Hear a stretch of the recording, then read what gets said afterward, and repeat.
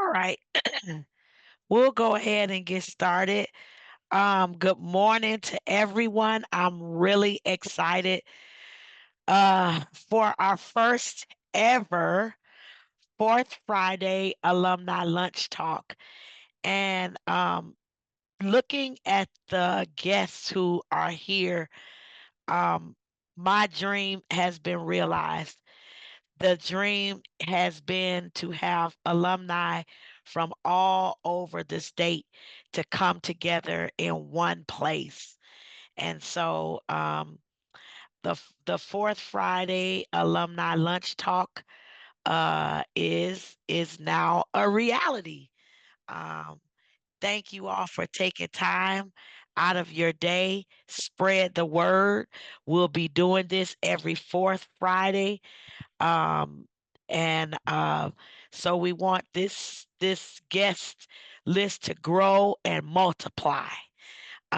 Before we bring today's featured, I'm not gonna call you a guest because you're an alumni, featured alumni. There we go. Up to have words. I do want to make a couple of great announcements.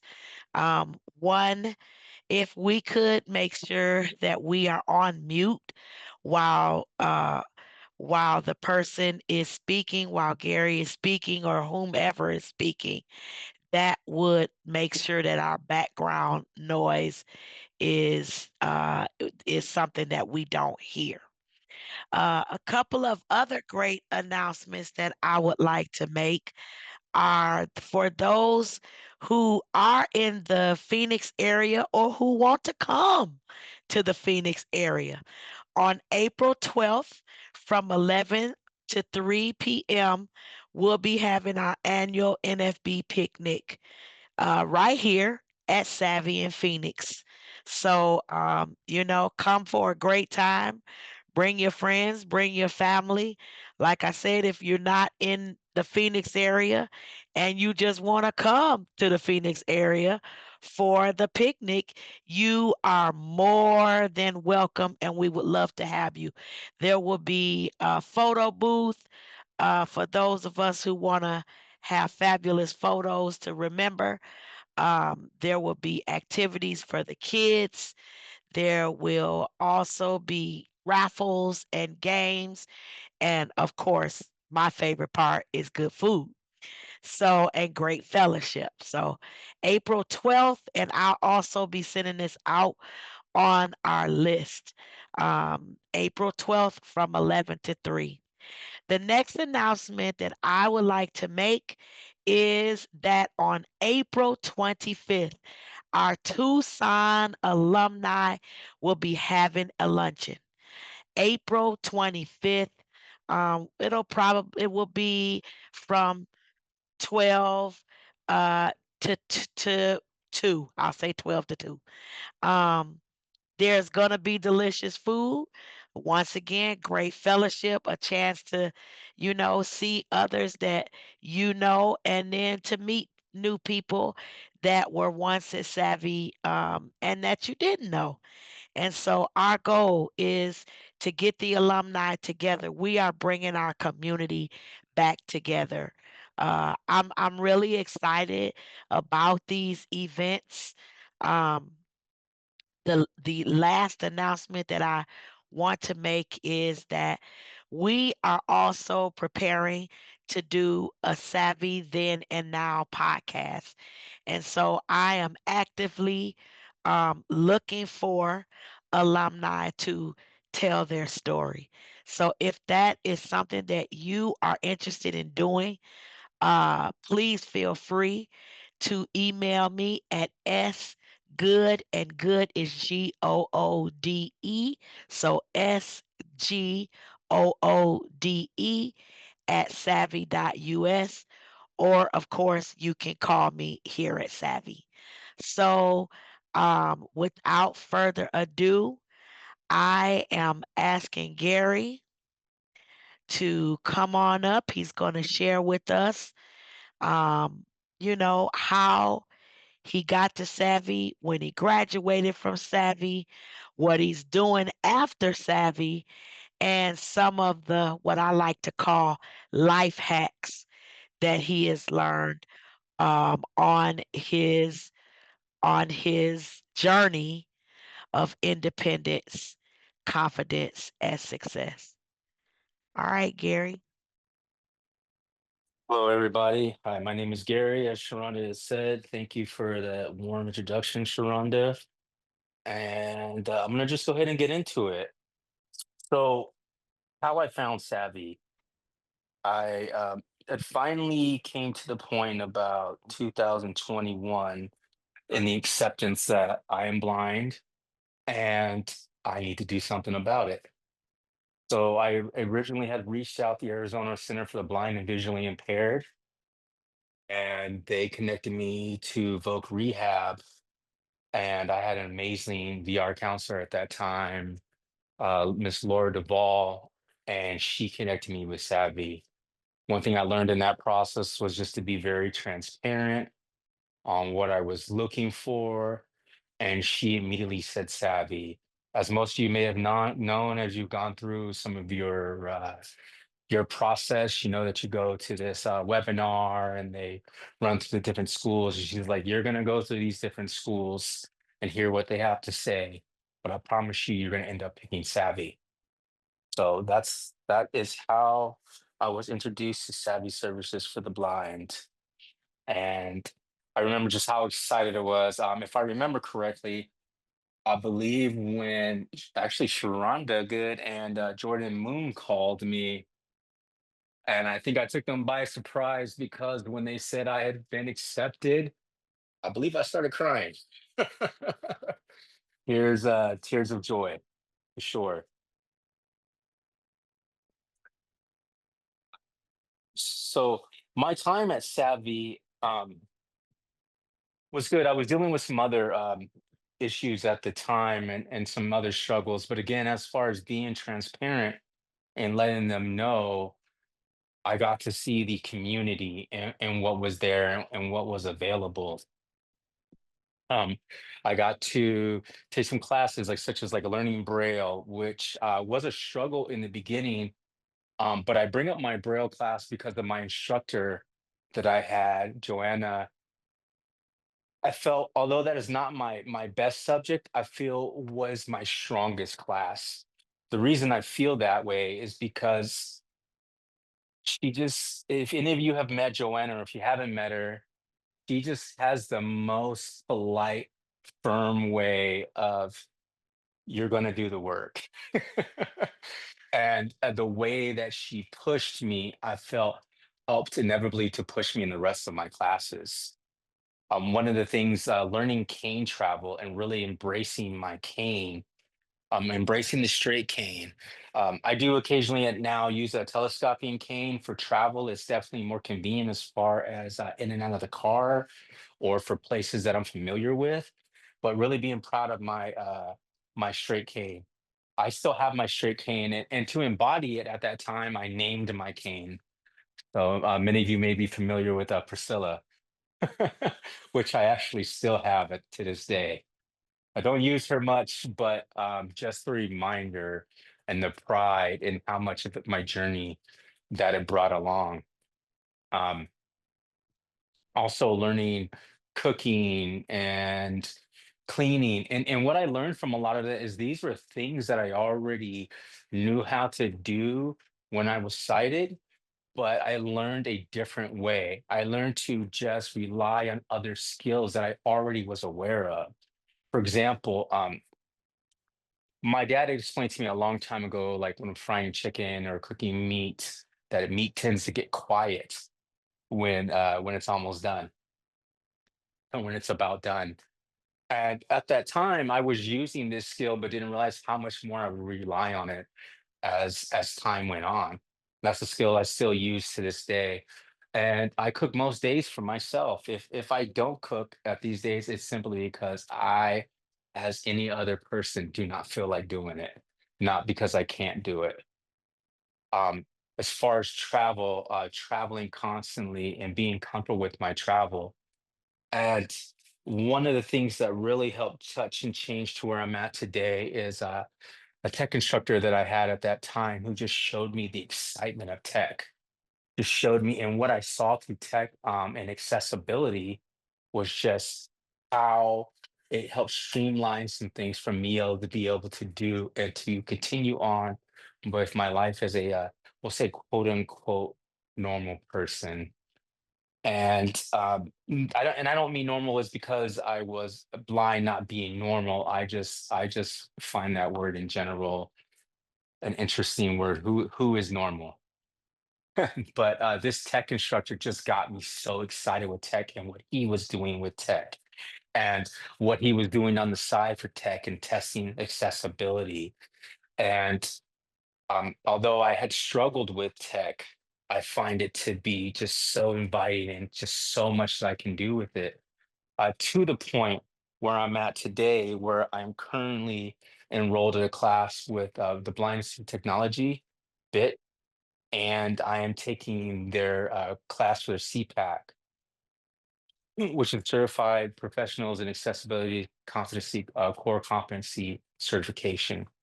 Quite a long name. So during this, I'm learning to test accessibility not only for the digital side of it, but the laws that are involved with it, the um, excuse me, the structural side of things, and just being aware of these. How do we make it better suited not only for people who are blind, but for people with all different abilities?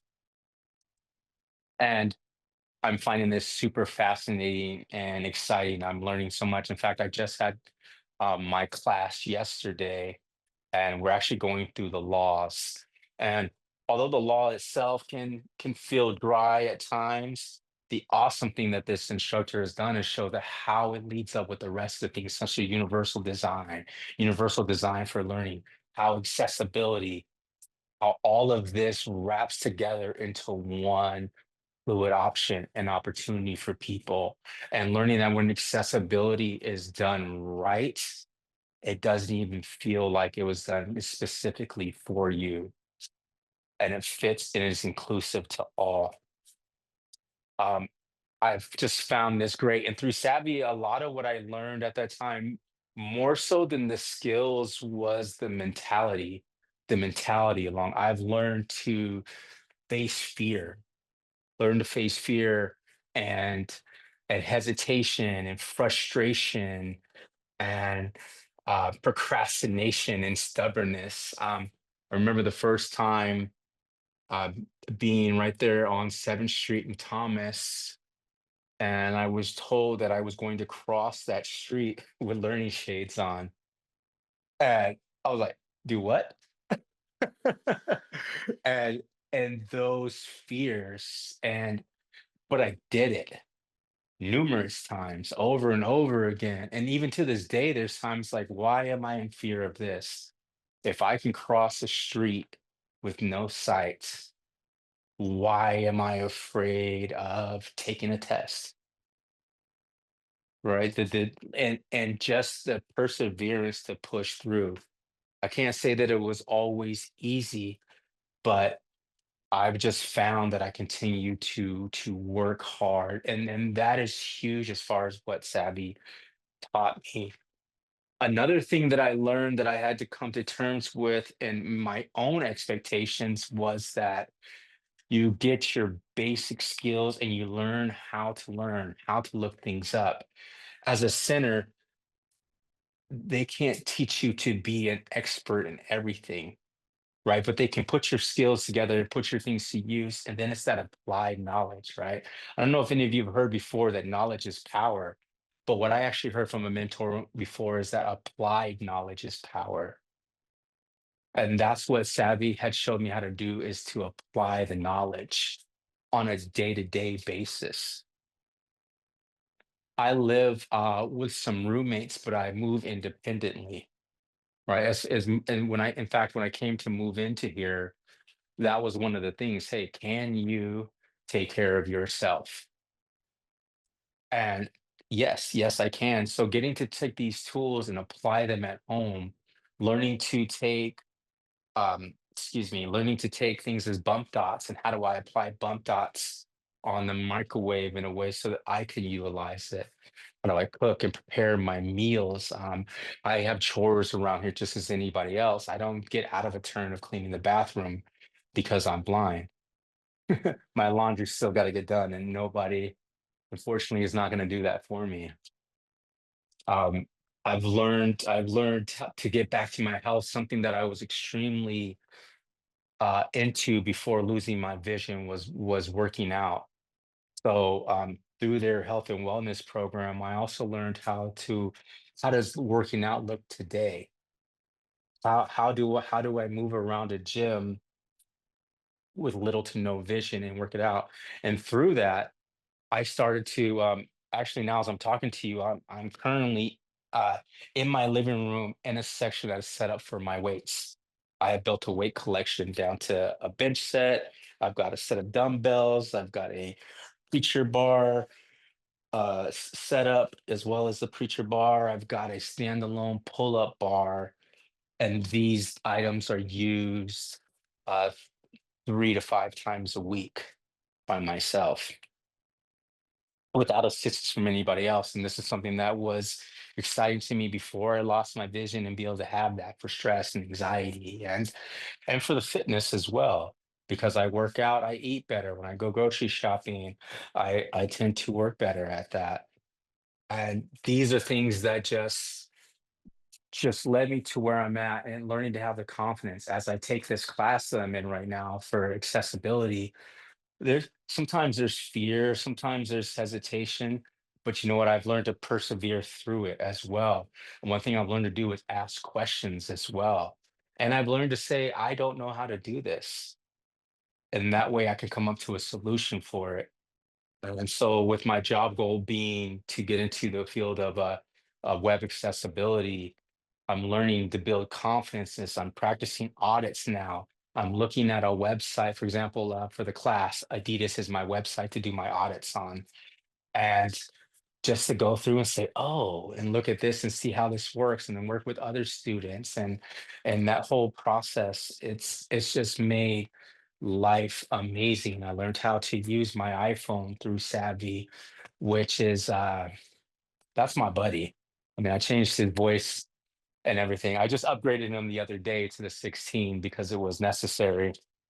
But just to be able to have these things and just involve myself in life.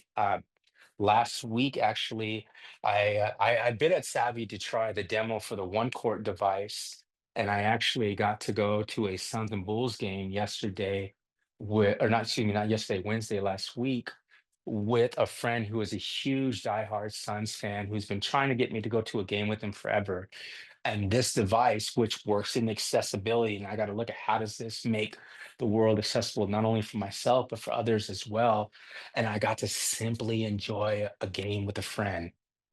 You know, I got my water, I got my hot dog, I got my foam finger, and I got to just truly enjoy an experience of life, right? Because that's what we learned at Savvy. How do you get back to living?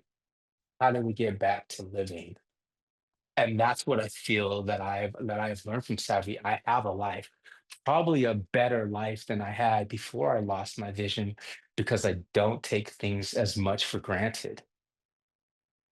And life is amazing. As far as life hacks, one of the things that I've learned, and I'm gonna quote the infamous Sharonda, her favorite F word, flexibility, people. She would say this so much to the point I'm like, all right, I get it, but maybe I didn't get it at that time. And today I get it. I get to utilize my skills and I learn what I like to call interdependence. So when I went to the game, I knew that I could travel through the stadium myself, but for convenience, I made a choice. I didn't have somebody hold on to me or I didn't hold on to anybody, but with the subtle cues of my friend who I've been friends with for quite some time and doesn't hold my hand as I navigate through life. We navigated through those cues. And we navigate through going to the grocery store. I've learned how to use the digital. We have an Alexa, so we set a grocery list on the Alexa as what we need for the grocery store. So when we go, we both have this list on our phone. And I've just learned interdependence. I've learned how do I get to be a part? Because if any of you are like me, there's times where like there's stuff going on and you can feel left out. I've gone bowling, not just at Savvy, but with friends. I l- I went down to Tucson to visit my partner and I helped paint trim. She has a gazebo in her backyard, and her mom had brought a terrible string of lights. And so we went and bought a better string of lights, and I put those up. I took the time to assess the situation and the environment. And instead of saying, I can't do this, I said, how do I do this? I cook a lot of the meals when I go down to Tucson, and I probably won't say this out loud to her, but I cook better than she does. And I've taught her that when I'm in the kitchen and she's like, "Hey, can I help?" I'm like, "You can help by sitting in that chair and just being the beautiful woman you are." And I just live. I go to places with my kids. I've gone kayaking. I've gone mountain climbing. I've gone on a road trip with friends to Durango, Colorado for a Celtic festival. I don't really know much about Celtic music, but you know what? Some friends were going on a road trip and I got invited and I went. And and I mean, we were next to deer so close that I could see the deer. It felt like you could reach out and touch them. And I just got to enjoy the experience of life. All these things I thought I couldn't do, I'm now doing. And it's just amazing just to be able to have a life and show up and to look at things and say, okay, how do I do this? Not, I can't do this. How do I do this? And learning that flexibility. And also, hey, when do I need help or how do I get help? And I look at help is not doing for me. Help is help me understand how I can get this done. And I've learned so many great people. My mentor, and I still reach out to him in time at times. My mentor is here on the phone. There's so many people that I could just thank that I've come to in frustration, and I'm like, I can't do it. I'm not doing this. Like Gary, breathe. You can do this, and just the confidence and the things that I've. That's why any of you have met me, I constantly promote Savvy. I constantly promote what I've learned and how it has brought me to the point that I'm at today, which is currently living. You know, yesterday I had things to do. I went out and then I went and caught a burger with a friend. I didn't say, "Oh, I can't go out," or maybe let's just order it. No, I went out. I went out to the burger place. I pay and I know how to use the apps. I go pick up my medications on my own. And I am truly blessed for the life that I have today. And Gary, yes. I want to highlight, and you are doing such an amazing job. I remember every morning in the morning briefing, your accomplishments were always, I'm just living. I'm just living my life. That was what you would say at the end of everything that you had to say. I'm just living. I'm just living my life. And I think that's so powerful. One of the things that I haven't heard you talk about Mhm. is how you are a podcaster. Oh, okay. So, yeah, so I have a podcast. We're a little under reconstruction right now, but that should be coming back soon. But we started a podcast called Mirror on the Wall. I'm involved in quite a few things. Not sure if this is the place to particularly discuss it. But as far as my podcast, it's called Mirror on the Wall, and it's taking that time to look inside yourself so you can be yourself. And what we did was a friend and I, like just like I've learned from Savvy, is like we want to do. How do we do this? And we just did it. I spoke to Tyreek, who is also a podcaster as well, and I was like, do you edit on your own?" And because I'm like, maybe I'm putting too much work on my roommate for the editing. And he's like, I could learn to edit, but as far as time and convenience, I don't. And so what I would do is sit in with my roommate and do that. And that podcast is just empowering yourself, strip off all of the stereotypes that people have put on us and that we put on ourselves. I mean, I don't know how many times my partner has said, "I forget you're blind until you drop something." You're on the ground crawling to find it. I dated a woman before her, and the confidence. And the thing about like telling people at the morning briefings about living, because they would ask, "Hey, what does anybody accomplish?" And nobody wanted to speak up. And I was like, "Hey, you know what? I'm gonna speak up so much that they're gonna start saying things so that they don't have to listen to me anymore, or just let people know, hey, how much of your life can you live? How much do you do?" And I learned that from Saavi as well. My tech instructor was climbing. He climbs mountains. I believe he went to go do the Grand Canyon rim to rim. Um, and these things, people going out and saying, "Oh, I just caught a trip." We had a student that just graduated maybe 6 months ago or so, Joe, and this guy does things on a clarinet that I didn't think a clarinet could do. My brother played the clarinet growing up, and I told my brother, "Hey, man, you play the clarinet, but your clarinet does not sound like this guy's." And yeah, so that podcast is really about just stepping in and looking with inside yourself. I listen to a lot of podcasts. I listen to a lot of motivational speaking. I'm in we'll call a mentor group, right? To just re-look at life and live life different. And it's just taught me to look past fear and grow. And just the excitement that when I was at Savia School, going, hey, I'm little by little, I'm getting my life back. I'm getting my life back. I'm getting to do these things I am living because that's what I wanted. I wanted to have a life before I was going to Savvy. And before I got to where I'm living now, I lived pretty much like in a one room place, and living on Social Security, and I felt I was just surviving, and I was just living, waiting to die. I don't know if anyone's felt that way before. And it felt like, once a week my family would come and I felt like they were walking me like a dog. Let's get somebody go get Gary out of the house and take him to the grocery store. And um I just didn't want that for my life. I just expect more for myself. I mean, I've gone to car shows. I went to the Saturday when we got to touch the cars and be in them. I got to see a skyline, which I loved as a kid, and actually be up close and personal in one. Yeah, you have truly lived life, Gary, and you are truly living life. Um, I feel like that should be your tagline. I'm just living life. I'm just living life.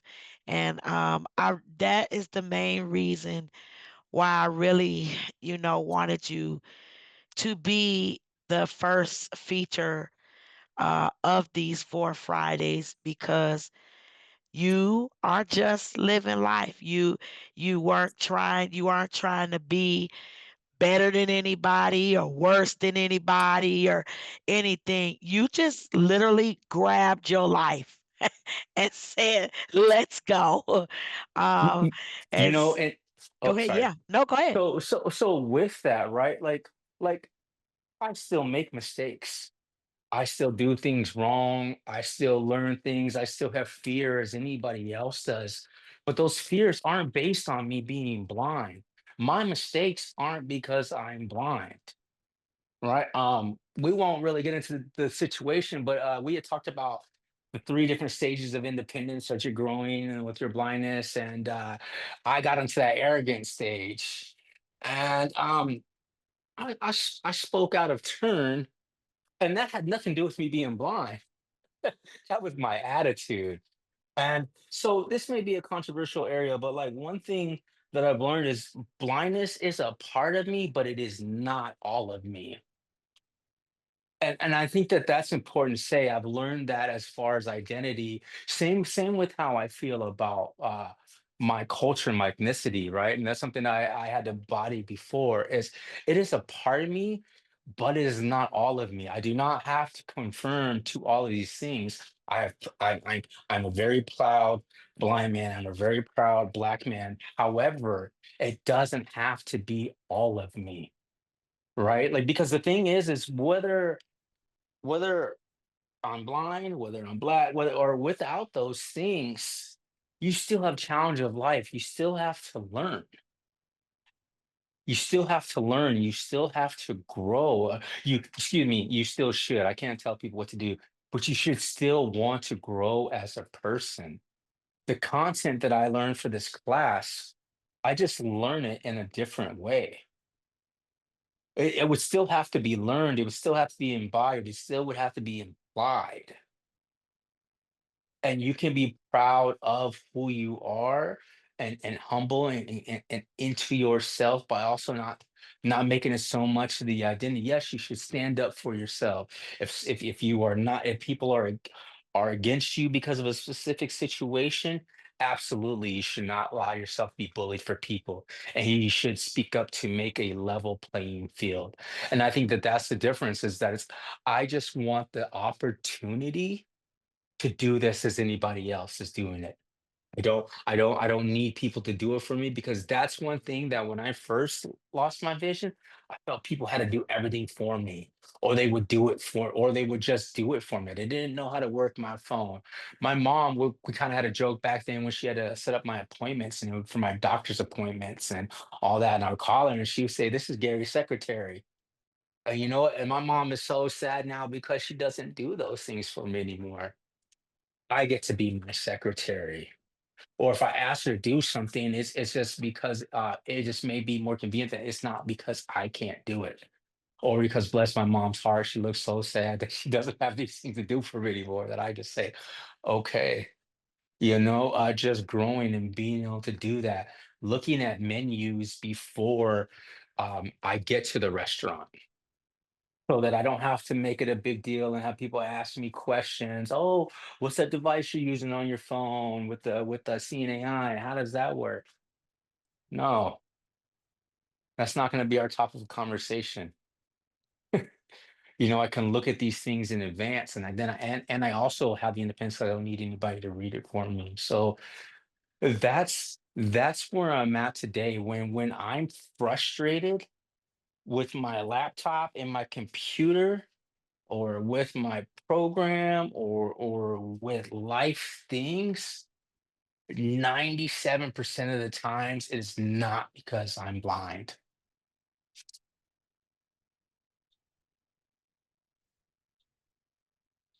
That's powerful. That's very powerful. And you've said a lot of very powerful things today. Um, I mean, just knowing you, like you said, from the beginning, when you first came to Savvy to now, um, the journey is evident and it's beautiful to watch. Um, I want to be able to open it up to anyone here on the line that may have questions or thoughts or comments. Um, give people an opportunity to ask questions, or they may have a resource that as you were speaking, that came to mind or anything like that. Um, don't go nowhere though, Gary. Don't go nowhere. Right here. Um, all right. I love that. Um, does anybody have anything that they want to ask or they want to add or anything like that? This is This Michael. is, come on. Um, so first of all, I want to say, Gary, I know what you mean when you said your mom is like was like your secretary. I kind of had that joke with my mom as well, just because of my medical issues and everything. So, um, every time like I go to the doctor and stuff like that, she puts it in her calendar, and I put it in mine as well. But like it's kind of like a double thing where it's like if I don't remember that, my mom's like, "Do you know you have this and that?" And I'll go, "Yeah." Um, but the other thing is that I found your story very inspirational and very powerful. And one of the things that I want to touch on is we say it in the NFB, right? Live the life you want, and you're doing that, and you're living that. And I think what's so cool is, like you said, blindness is just a part of you, but it does not define you. Um, you're not the stereotypical blind person who just sits at home and waits for somebody or people to do stuff for him. He's like, you're like the type of person that's like, no, I'm gonna go out and do this. If I want to go somewhere, I'm gonna go somewhere. I'm gonna get in a lift, or I'm gonna take transportation, and I'm gonna go somewhere. If I want to go grab a burger down the street, I'm gonna go grab a burger down the street, come right back, no big deal. And I think that's inspiring to and I wish there were more people on this call that could hear your story and get inspired, because I know there's probably a lot of other blind people out there who are thinking, I'm blind. What can I do? What else can I do? I can't do anything else. And you're the type of person, dude, that's going out there and saying, "Hey, just because you're blind doesn't mean that you can't go to a baseball game, or you can't go to a basketball game, or you can't go on a trip to California all by yourself, or do all of that.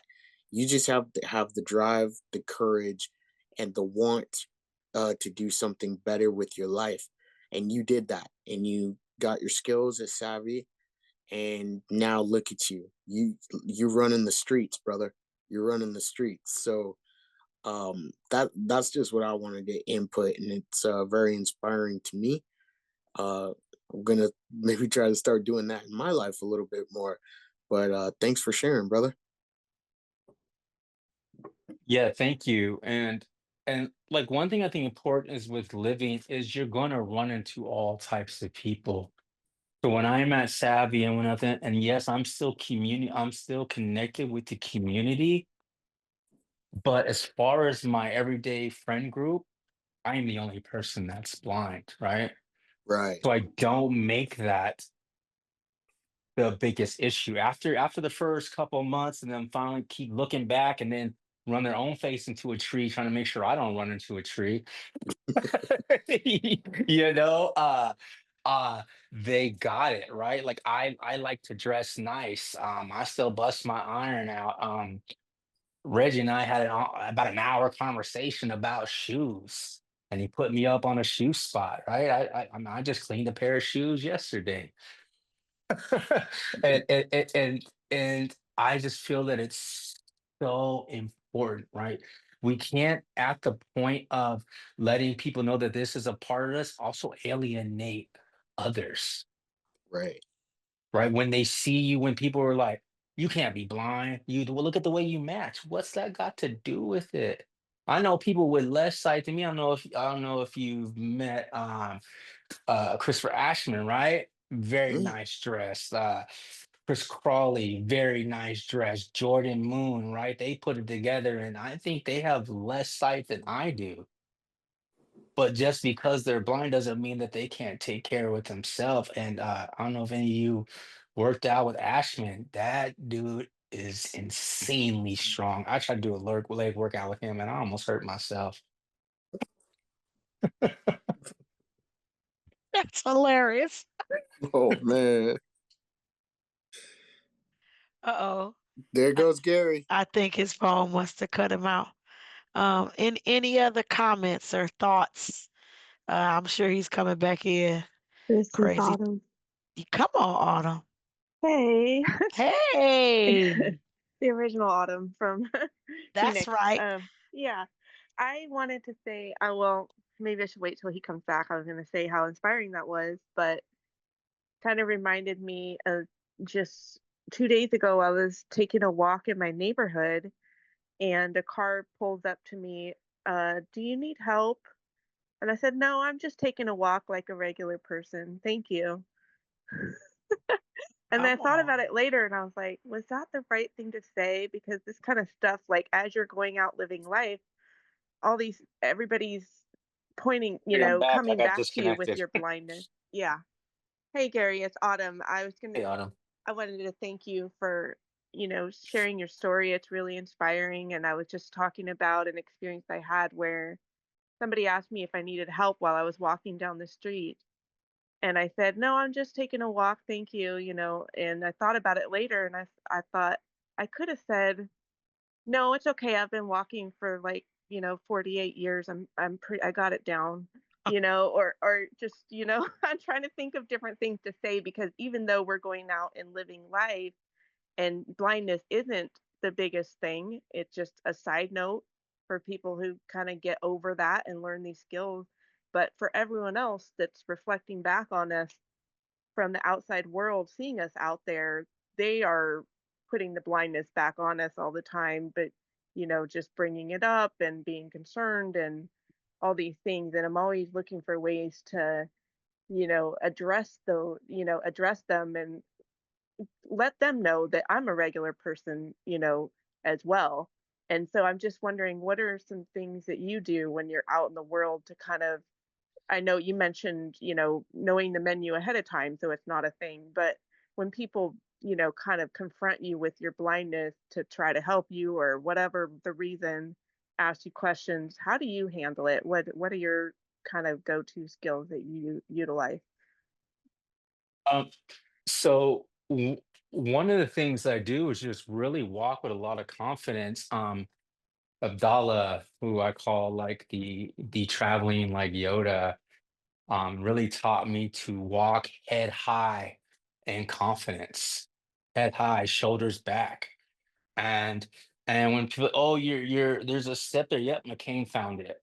Just simple comments like that. I don't have to be aggressive. I will get a little go aggressive if somebody grabs my cane if they're trying to help as far as that point. Or people like, hey, it's over there. I just say, okay, thank you. Right. And I've learned to just stay in my path. And the more that you're on your own, you're like, okay, I got it.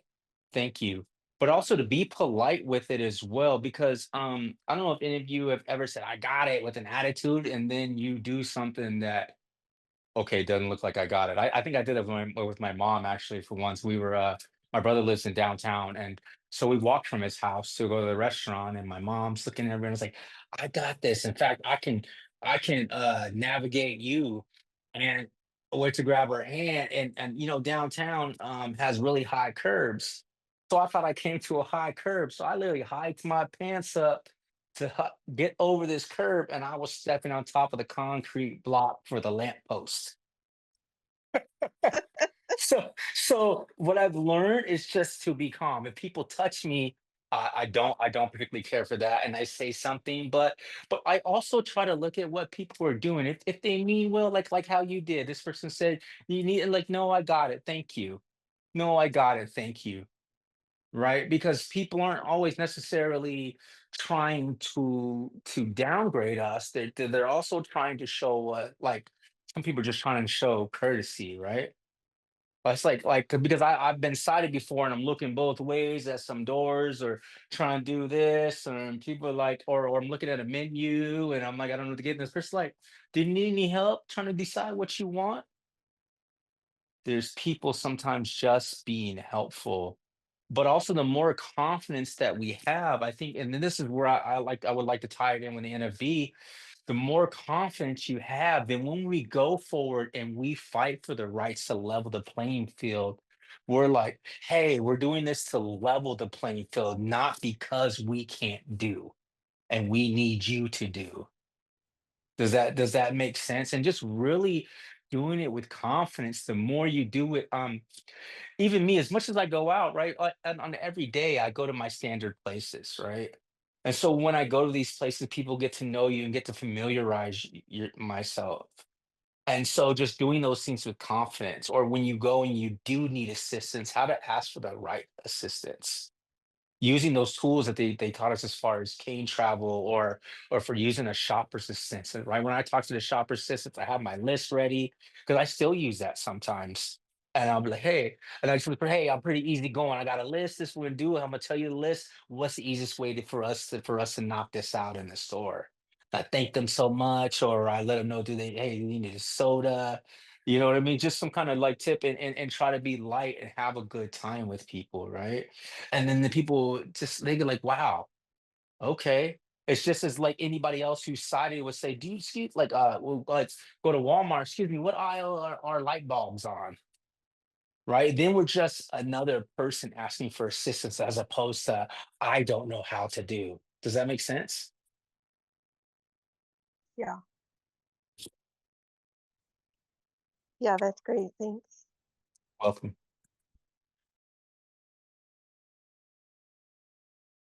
I I think what you're telling us is that positivity, just having that positive attitude, it goes a long way. That confidence, that positivity, they really do. They go a long way.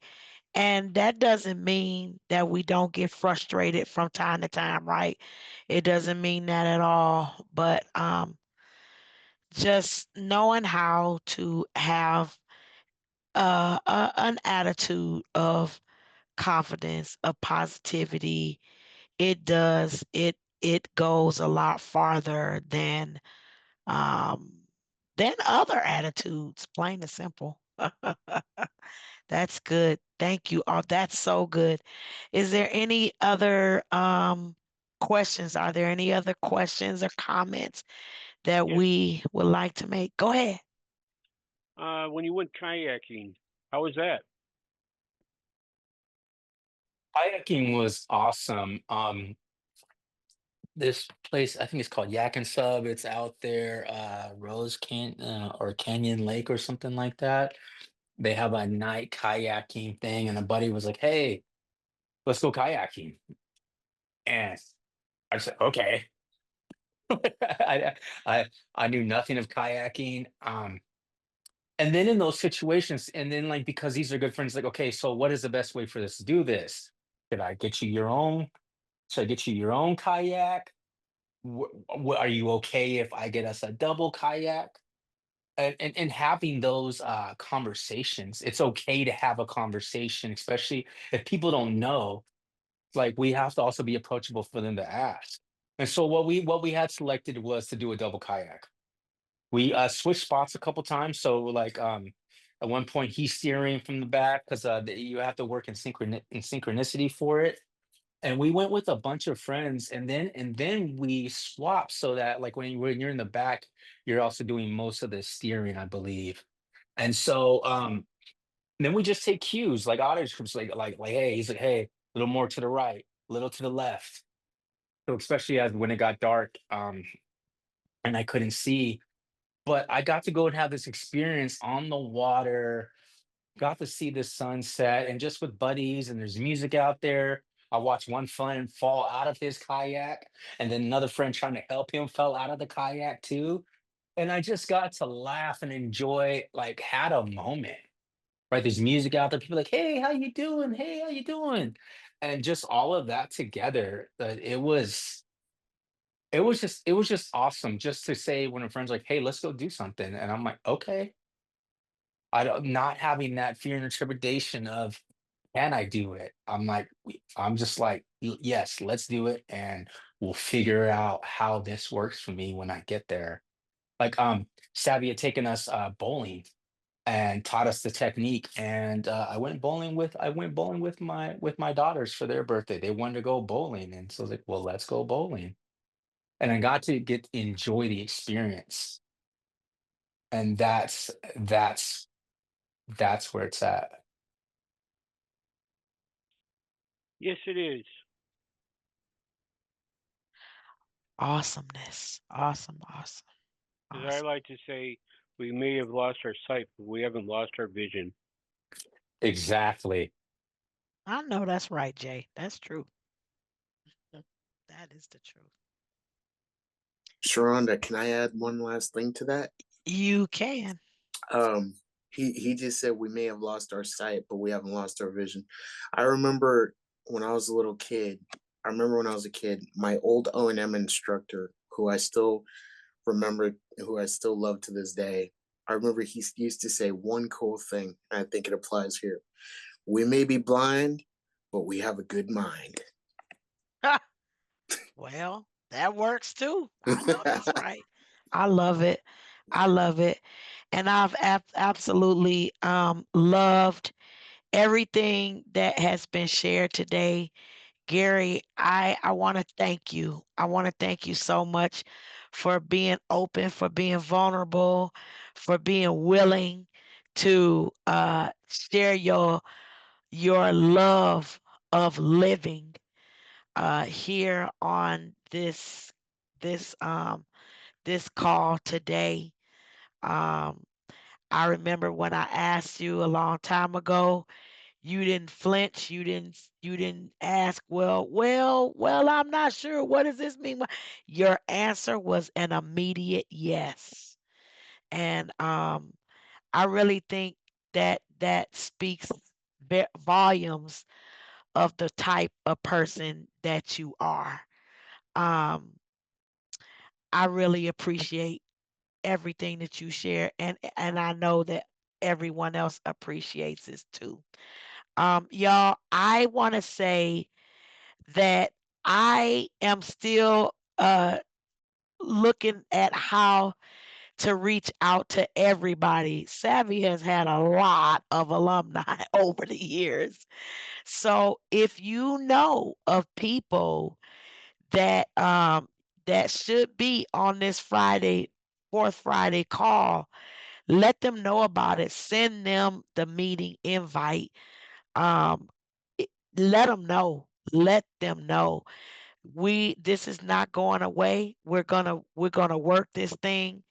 There may be other things that we do together, but my goal is to not just find events for certain cities to do one at a time, but to find things that we can all do together. We are one community, right? We're not just separated by space and time. We are one community. Um, so I'm gonna um, ask you all to help me spread the good news of this for Friday call. I want to remind those again um, of our picnic on April 12th, which is a Saturday from 11 to 3. And I also want to especially remind our Tucson alumni of our in person luncheon on April 25th, which is a Friday at 12 because we got the fourth Friday, call it 11 at 12 p.m. Almost said a.m. Um, I don't have, Samantha, yes, ma'am. this is Autumn. Can you please repeat the first April 12th information that you cut out on my line? I didn't hear what it was about. Oh, okay. The NFB is having a picnic. The Phoenix chapter is hosting a picnic here at the Phoenix Saavi on April 12th um, from 11 to 3. And of course, we'll be back here on April 25th at 11 for our alumni lunch talk. Chris Porter is going to be our featured alumni on that day. And he has a lot to share about employment and different things of that kind. So everybody be here, share this with someone else. I'll make sure to keep sharing it with you so that we don't forget. Um, and right after the alumni lunch talk on the 25th, we'll be meeting in person in Tucson for our luncheon. Thank you all so much. I really am appreciative of everybody coming on the line. And if you need me for anything, if you have any questions of any kind, feel free to call me here at Saavi or email me at sgoode, GOODE, at Saavi.us. Thank you, Garry. Thank you, everyone. Have an amazing rest of your day. Thank you. You too. Thank you. Thank you.